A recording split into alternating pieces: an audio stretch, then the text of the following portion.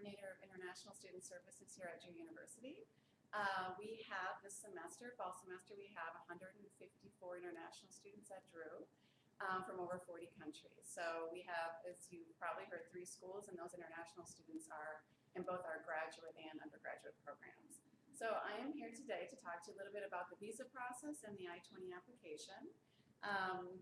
You had a chance to hear earlier from John Ferrara, who is our international admissions counselor in the college, and I work very closely with our admissions team. Once you are admitted to the university, then the international office starts to get involved so that we can process that I-20 quickly and get you onto the visa application. So in terms of the I-20, we do have an I-20 application form on our admissions website, and we strongly encourage students to fill out that application at the same time that they're processing their regular college application. And this will expedite the processing of the I-20. And once you are admitted, most students are very anxious to have the I-20 in their hands so they can begin to apply for that visa. So with the I-20 application, we ask that it's actually very straightforward. There are not a lot of questions, but we want to make sure that the information in your passport is the same information that you're putting on that I-20 application. It's really important that we get the information correct. We want your passport information, your visa, and your I-20 to all match. And if it doesn't, once you get here to the United States, you can run into some trouble with different government agencies if those documents are all not matching. So when you fill out that I-20 application online, the other important piece, other than filling it out accurately, is, of course, the financial certification. And you are all aware that you need to certify that you have sufficient funds to study in the United States for the duration of your program. Now, for the I-20, we require proof of 1 year of financial documents so that you're not having to demonstrate for all 4 years. And at Drew, we require, we will accept a variety of documents for the financial certification. Now, many students are sponsored by their parents, but some have sponsoring agencies. It could be your government, it could be a nonprofit organization in your country. So when you fill out that financial certification form, your parents will probably be signing an affidavit of support to demonstrate that they can afford to pay for your 4 years of studies at Drew. But we also will accept a variety of documents, and I want to make sure that when you're completing that you reach out to us, either the John Ferrara in admissions or myself, to make sure, because we can accept a variety of documents. Most students will supply a bank statement, but we will also look at letters from your parents' employers that demonstrate that they have a salary that can support you here. We will also look at if your parents own a small business, we will look at those documents. So just make sure that you don't get too overwhelmed by that process and reach out to us so that we can help guide you as you submit those documents. Now, another important thing is a lot of students will send the original documents to Drew, which is fine. But you also need original documents for your visa application and your interview. So we will also accept, you can scan those documents and email them to us, or you can send the originals. But to expedite the process, we recommend that you do scan and email your financial certification forms with that I-20 application.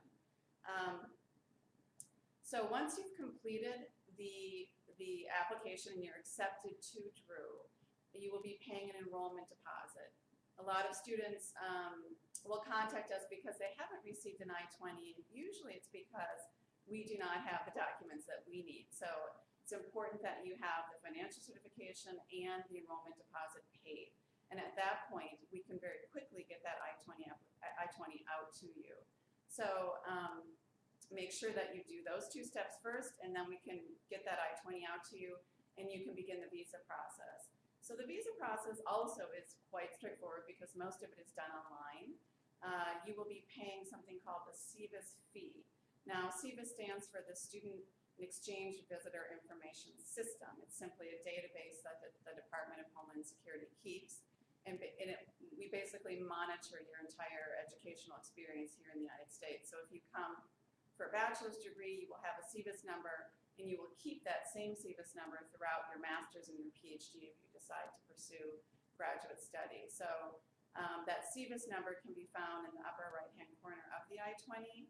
And again, it's important because it will be used by both U.S. Immigration and the Department of State when issuing the visa. So once you receive that I-20 from us, you will be paying us something called a SEVIS fee, and that fee is $200 for students on an F visa. You pay that SEVIS fee, and once you've done that, you can go ahead and roll right into the visa application process, which again is done online. Now you will be visiting the State Department's website, or the consulate, the U.S. consulate in your country. Every country has a U.S. consulate, so you will go onto their website and you will be filling out something called a DS Form 160, and the cost of that form is $160. So there are a couple of fees, and the SEVIS fee is paid to the Department of Homeland Security, the visa fee to the State Department. And so once you've paid the fee for the DS 160, you will be probably asked to upload photos. In most countries, they're uploading the photos that are required for the visa stamp. Some countries you will have to bring the photo to your appointment, but that's generally part of the process, is just doing an electronic form, uploading the photos, and then you will be good to go. You do actually have to contact the U.S. consulate to set up your interview. They do not contact you, so don't skip that process, or you will not have an interview for your visa. Within recent years, that interview is required in all countries, so you will be doing that for the initial visa. And you can look up the processing time. It is different in all countries, but for most non-immigrant visas, the processing time can be as short as a week, and it can take up to more like 6 weeks if they're doing additional processing or administrative processing on your visa application. So make sure you leave lots of time for that. Now, the U.S. consulates will allow you to apply up to 120 days before your start date. Your I-20 form is going to have a start date on that, which is quite important, and a lot of students don't.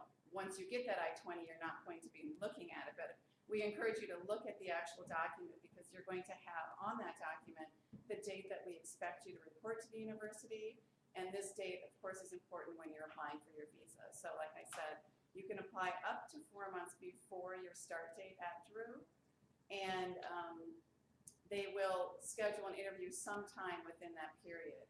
As I said, we encourage you to complete this whole process early so that you're not worried about getting your visa a couple of weeks before the start of the semester. And once you are admitted in the spring, we can go ahead and generate the I-20, and you can start that visa application quite quickly. So that is basically like I said, it's not a difficult process, but all of the documents need to be received at Drew, and the enrollment deposit, before we can really begin that I-20 process. And then, of course, my office is involved. Once your I-20 is processed and you've got that visa, we're going to be asking you to come a couple of days before the start of the semester for an orientation program. You're allowed to move on to campus, and you're going to be meeting with all the other new international students, and we're going to have a whole series of programs so that you can get to know people at the university. You're going to be able to get registered early, pay your fees, get your student ID. We work with local banks, and so you can get a bank account open. And we strongly encourage students to attend the orientation program so that you're settled before all of the other students return to the university. And we offer, for the fall semester, we do a longer orientation program. Usually it's 4 days. In the spring, we will shorten that to 1 or 2 days, depending on the number of students we have enrolling for the spring semester. So that's pretty much the process for the I-20 and the visa. Francis, do we have any questions?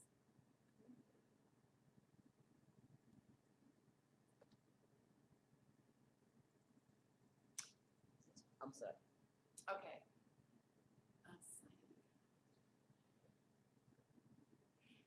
We don't actually have a law school at Drew University. Our graduate programs, we have a theological school that's very popular, and we have programs at the graduate level. We offer a master's and a PhD in history and culture. We have a medical humanities program. We offer a Master of Arts in Teaching and a Master of Arts in, or Master of Fine Arts in Poetry. So unfortunately, we do not have a law program.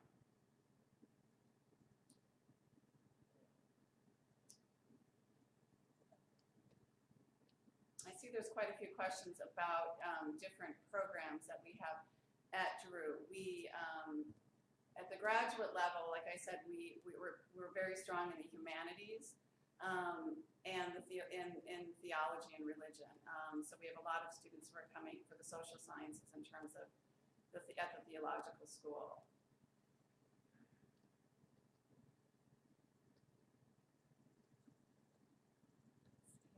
Some Chinese. We're just trying to see if there's some questions that. We have one question here about full-time work and part-time. I can address a little bit about the issues in terms of working on campus. So students who come to the United States on an F visa are allowed to work on campus up to 20 hours a week during the school year. If there's any official school break, you're allowed to work full-time, which is not defined by immigration. Usually that's 40 hours. But a lot of students coming to study in the United States will come with an assistantship, a teaching assistantship or a research assistantship. So that is allowed. Seeking work off campus, there are different opportunities. Once you've been registered or enrolled for a full academic year, international students are eligible to apply for different types of work authorization, although they do have to be related to your field of study. So there is not an option to go out and work in the community just at any sort of coffee shop or local store. You will be required to be working at a job that is related to your graduate studies or your undergraduate studies. We have a question here about our IELTS requirements. Do you want to check this? Yeah. So John's going to come back in here so we can talk together about our admissions requirements. Did we talk about TOEFL? Okay.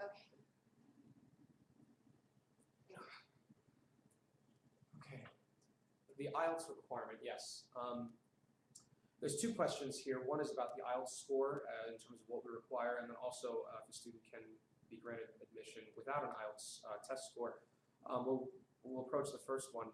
The IELTS requirement that we have here, the minimum is at least a 6.5. And the other alternative test is the TOEFL, the test of English, where that minimum is an 88. So those are your two scores. The admission requirement without the IELTS, we can grant admission without an IELTS and or a TOEFL score. This is based around a few factors. One, if a student submits an SAT score with an English score above or at least 500 or above, we can waive the IELTS and TOEFL requirement.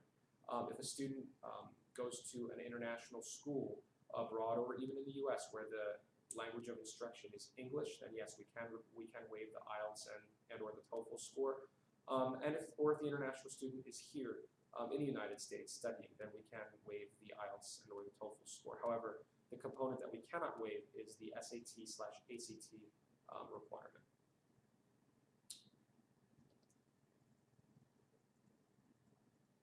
Oh, another one for me. Yes. We're going to go back and forth here, I hope.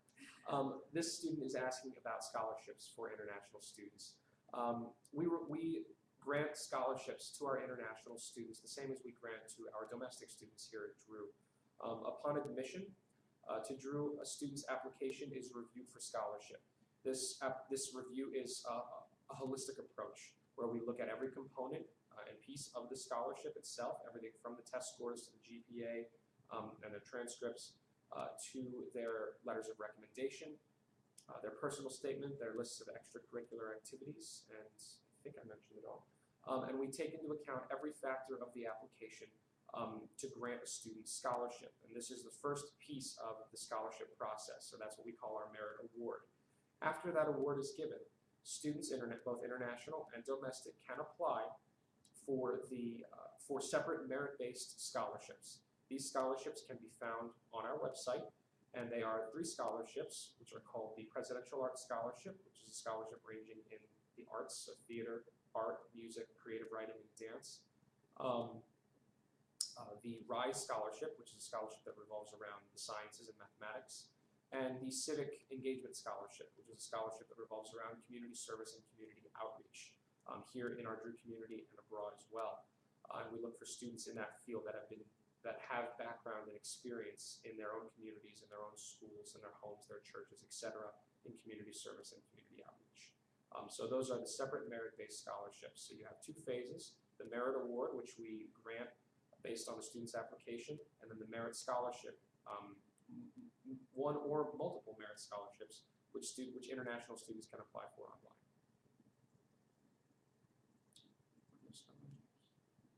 Are there summer scholarships for foreign graduate students?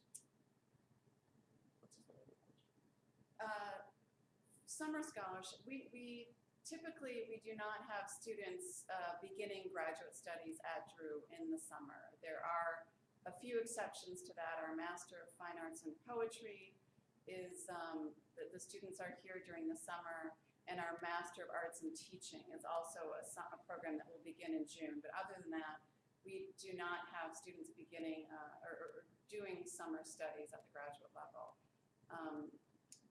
Again, as John said, if you're interested in merit scholarships, you would want to contact our graduate schools directly, either the Theological School or our Casperson School of Graduate Studies.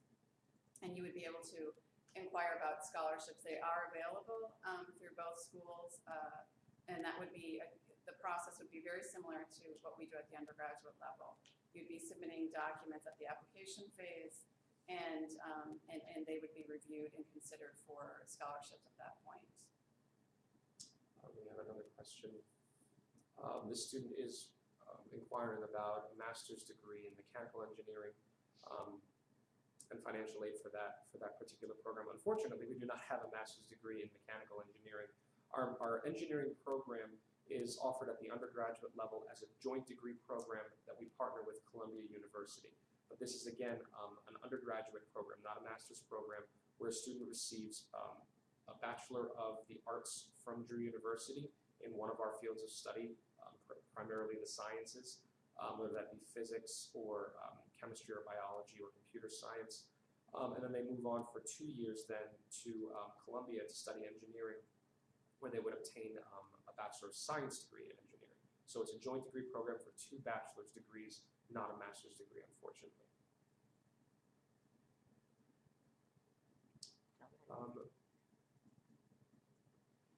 How would they get more information about On the website.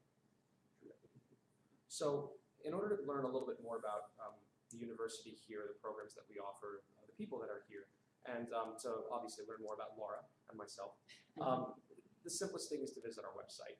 This was a newly launched website that was launched a little bit over a year ago.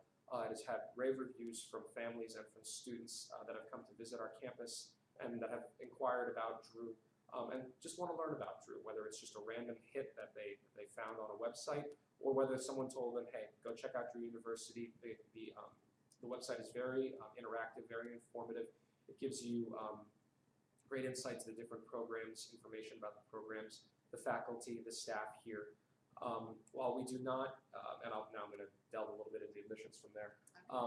While we do, for the admissions process, while we do recommend and we do offer on-campus visits, we understand that for all international students, this just can't be so. It's very difficult to come in here, come to the United States from wherever you may be coming, whether that be a financial burden or just a time restriction. Therefore, we advise you to, again, look on our website, explore our campus. You can see the campus on our campus map tool that we have on our website. And you can also schedule a Skype interview with myself for our international students, for those that cannot interview on campus. This component of the application is not required, however, it is recommended. At a place like this where we have an opportunity to learn more about our students and about where they come from and the different programs that they're involved with and who they really are. The application process can tell us a lot. However, the interview process can tell us even a little bit more because we get to hear directly from you, the students. So if you can't make it to campus, go online, request a Skype interview, and you can fill in when you're available, when you'd like to be contacted, and we can work with your schedule to adjust the appropriate time to have an interview with our admissions staff. I think we have another question. I guess I'll also add, just in terms of, I had mentioned that the International Student Service Office normally gets involved once a student is admitted, but I want students to know that you're more than welcome to contact my office, contact me if you have questions related to the international student experience. Anything that we offer for students once you're here, I'm happy to answer questions before you're admitted, and to let you know a little bit more about what we have available for services for the international community. We have a question regarding a master's degree in computer science. Unfortunately, we do not have a master's program in computer science. We do have it, and we do offer it at the undergraduate level. However, we do not have it at the master's degree level, unfortunately.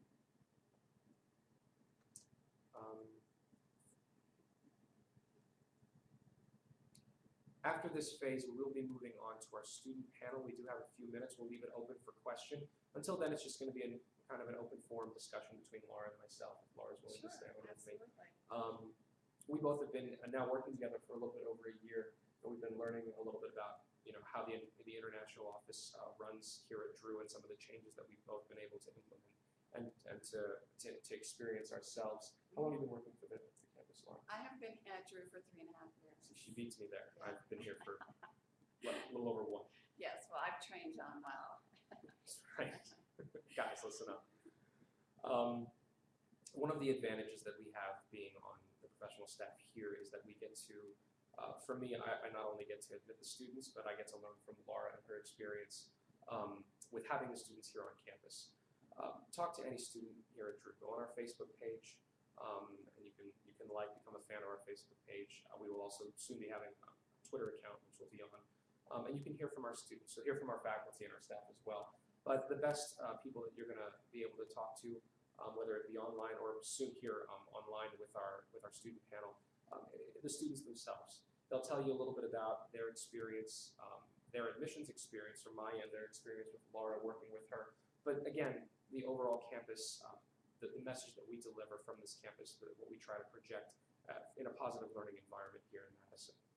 Yes, we do have a relatively small community, so we have a new and very active International Student Association, and at the graduate level we also have other organizations for international students. So again, if you are interested in reaching out to those students, they would be happy to answer questions that you have before you arrive at Drew, or certainly even before you're admitted. So you're going to be fortunate enough to talk to some of the students or hear from some of the students this morning, and then again, if you at any time want to Skype or to talk to some of those students, John or I could facilitate something like that for you to be able to ask questions to them, because as we all know, they're probably the best ones. Mm-hmm. They can certainly they're better at answering questions like how's the food and what's the weekend life like. We're not as involved in that aspect of the university, but They're the best people to ask. they're the best people to ask. So. But again, this all comes down to what we call here in admissions. It all comes down to fit. Finding the right fit for you specifically, and again, learning from the people that you talk with at these different universities and colleges that you're going to visit, and you're going to call, and you're going to email, talking with students, also talking with your own families, talking with your teachers, talking with your counselors in school. Where have they gone? What have they learned? It's all part of this process, which can be a little time-consuming and a little stressful. However, the key is communication. Communication with the schools that you're interested in, and also being on that one-to-one level with your counselors there as well. It's all about fit. Drew is a great place. We stress the environment here as very people-friendly with an active community. However, there are thousands of schools to choose from, and we have some of the best students that we think we get from all over the place. And that's something to be said about our campus. But we know that a lot of students will look here, they'll be interested, and we will fight for them just as hard as the next person. And whether they call Drew their home or not, again, this is all about you. This is about where you're going to find your best fit. So my rule 1 for admissions, and I tell this to families all the time, is to simply be happy. Being happy with your college pick throughout the admissions process, the faculty, the teachers, the students here, the athletics, the programs, you name it. There's so much to consider and so much that you're going to have to learn and you're going to have to ask about in the admissions process. But being happy, again, is always the main goal. For me as a counselor to tell that to a family, tell that to a student, it can be sometimes reassuring, because when, however many schools might be gunning for you in one particular year, you have to remember that no matter what happens, it's still ultimately your choice. You're not hurting anyone's feelings by following your own heart and making the decision that best suits your needs. Right. I mean, again, if I talk about the small community at Drew, a good fit for the students coming here are students who really want to get engaged with the students and with the faculty and staff at the university. You have great accessibility to the staff and faculty here. It's a small college, and you can knock on my door, you can knock on faculty's doors, and you will have people who are willing to help and to reach out and to get involved with you on the campus. So that is a very unique thing about Drew, and we like to share that with students because we feel like the more you're interested in interacting with the American students and getting to know your fellow students on campus, the better experience that you're going to have here, because we definitely offer that sort of environment. Wendy was here a little bit earlier, and I know you saw her briefly, and she discussed and she mentioned in her presentation a little bit about not only bringing our international students here on campus, but also in order to internationalize a campus, we have to promote our students to learn and to study abroad. Right. Our study abroad office here works very well with our students to get them to the countries and into the different programs that they're interested in. The director of the study abroad It's Stacy Fisher. Stacy Fisher, couldn't think of the name, excuse me. And she can be found just on our website. If you go onto our website and simply go into the search box and type in Stacy Fisher, and her information is going to pop up. And she coordinates all the programs here. We have over 60 programs in over 30 countries.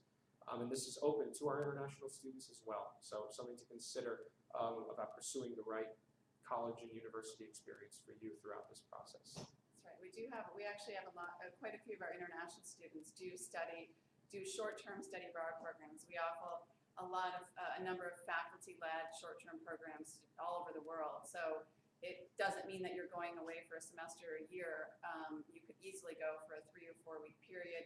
You could even do a spring break in another country. We have community service projects that are run in different countries that our students find very interesting. And we also have students the international students are very interested in our programs at the UN. Did you talk about the UN programs or the Wall Street semester? Wendy discussed it in her faculty presentation. Those are very popular with the undergraduate students, and again, we always encourage students to do as many things as they can while they're here at Drew. We do have a question, and it is simply, which is the most important thing in the application? Fill to the Common App. They're all important.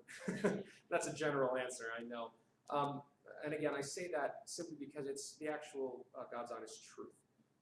We have a holistic approach here to how we review an application, how we read an application, how we learn about our students. Every component is important. From the Common App information itself, where we have to have the general information which you have to fill out on every application. The personal statement, which is the essay component of the application. The 2 letters of recommendation, which we require. The SAT/ACT scores, the TOEFL and IELTS score if they're required for any particular student, and also the transcript, the GPA, the grades. Did I mention letters of recommendation? Yes. Every piece is just as important as the next. We don't count out a student for one component that is not as positive as the others. A low SAT score does not mean that you're not granted admission to this university. It means that you had a bad test. It doesn't reflect your overall academic ability as a student. It doesn't reflect your overall ability as a person, which is why, again, as I said, every piece is important and we take into account every single component equally. And we have a hello from a student from around. Hello. Feel free to ask a question if you're still there. Hopefully you do, otherwise I'm just looking right into a camera. I can also talk a little bit about the fact that in addition to our international students getting involved with study abroad, which they definitely do, we strongly encourage all of our students to do internships. And you are eligible. I talked a little bit about work authorization earlier, but as an international student, you are eligible to do internships, paid internships off campus. Now, that you have to be in the US for one full academic year before you're eligible to apply, but I work closely with our internship coordinator in our career services office, and she, if you're interested in an internship, whether it's in New York City or somewhere here in New Jersey or really anywhere in the country, you will be eligible to do that, and you will most likely also be earning academic credit. We encourage you to do, you don't have to earn academic credit to do an internship, but you can earn up to as many as 4 credits for that experience. So that's another bonus that that we will work closely and encourage you to take advantage of those opportunities while you're here. We did have a question from that student that did say hello. Oh, okay. She said it, and then you started talking about something else, so shame on you. Internships. But our student that said hello to us is asking about if we have different stipulations for students with different medical conditions. Her specific question is discussing a student with diabetes type 1 and if it is a problem for our rules and regulations here. Not at all. We do have certain medical forms that we require all of our students to fill out and submit. We also have separate medical housing here on campus for our students with special needs. This is done on a case-by-case basis for students that submit these forms to our health services office that require special attention and special needs. As far as the admissions procedure is concerned, it is not a problem. By all means, we open our doors to any type of student with any type of condition that they have. It's just a part of the human condition, as it were. We also have a disability office here as well. Laura is actually located right near that office for students with certain disabilities and learning disorders as well, which we work very closely with each individual student, whether they be a domestic or an international student, and the contact. Asha Nambiar is our coordinator for disability services, and she does work closely with, as John mentioned, we have a fully staffed health service where students with all sorts of issues can visit. We have nurses and physicians on staff. Not all the time the physicians are here frequently, but we have lots of students here at Drew with different issues. So, and the disability coordinator, Asha Nambiar, works with students with physical and with learning disabilities. So we definitely have services, and certainly something like a diabetes type 1 would be managed easily by our health service staff. And we also have access to one of the top medical centers in the state, the New Jersey, the Morristown Medical Center, which is located quite literally 2.5 to 3 miles away from our campus. Some of our students interested, while that is a service provided for our students, if there is a medical emergency, many of our students in the health sciences field and medical fields studying pre-med programs here can intern and work closely in the hospitals, starting even from their first year on. We will have a student panel very shortly, but we will take any questions that we still get for the next few minutes. Do you want to discuss a little bit about Kathy? Oh, yes, of course. We hadn't mentioned that. In addition to the other services we've discussed, we have an excellent, what we call an English speakers of other languages program. It is an academic support service. It's not teaching ESL. And we have a director, Professor Kathy Brown, who's very involved. She also has a staff of PhD students who assist her. And they work very closely offering academic support to our international students. So if a student starts here as an undergraduate student and goes all the way through a PhD program, she and her staff work with students on their reading and writing requirements. So we do have students who have appointments in that office weekly, which is wonderful. And she, like I said, she really is a wonderful mentor, and she works very closely with students as they write papers, as they do research, even for presentations. If a student has a presentation for a course, she will work with them. They can go with her staff, and it's actually a very unique service that we offer. We also have a writing center, which is separate from that office. The writing center has peer tutors, and they also have a staff, and so students who are have writing assignments or have issues can make appointments with the writing center as well. So we really offer 2 very unique academic support services for the international community. We do have, Francis, you can come back real quick. We do have one question that popped up, if it can be open for us, please, that we just received. And we have a student coming to us from Ghana, so welcome.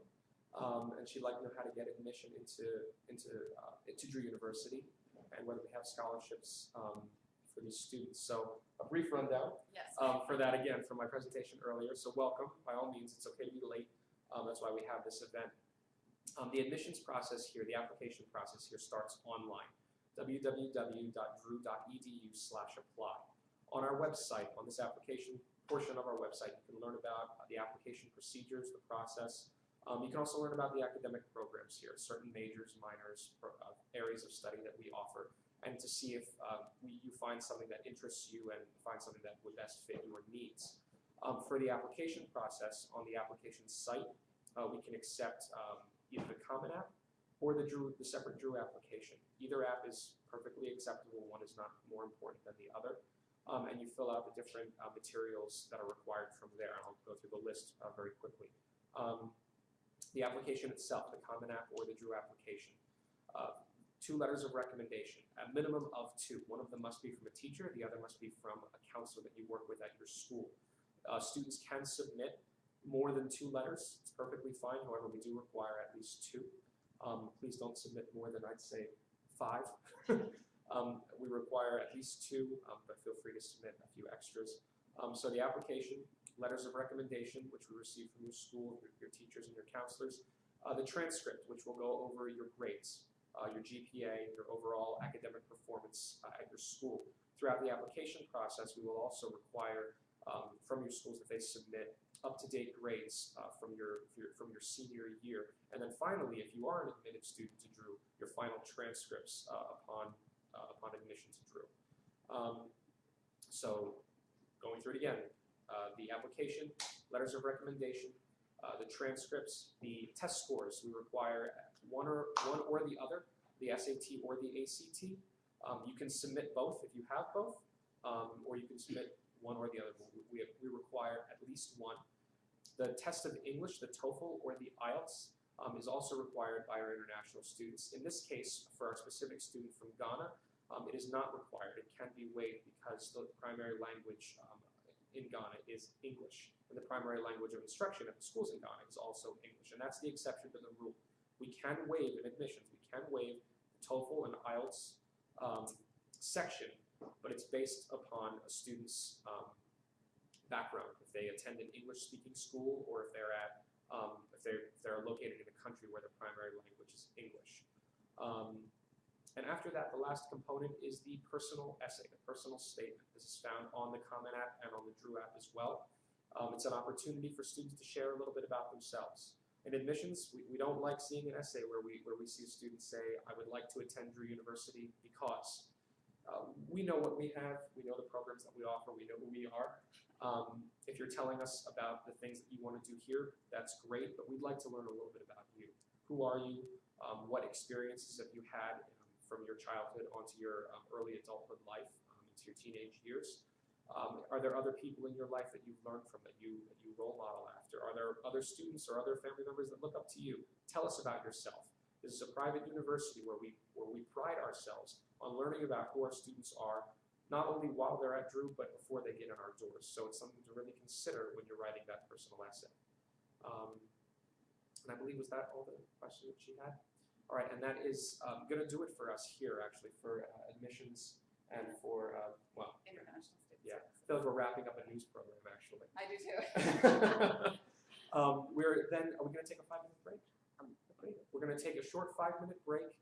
Please stick around. We are going to have a very active and very awake and happy student panel for you. And they're going to be able to tell you a little bit about the student perspective and student life here on campus. There's going to be opportunities to ask them questions, and it should be a lot of fun. So please stick around for that. But we thank you for coming in and joining us for our sessions. Great. Thank you so much. Right.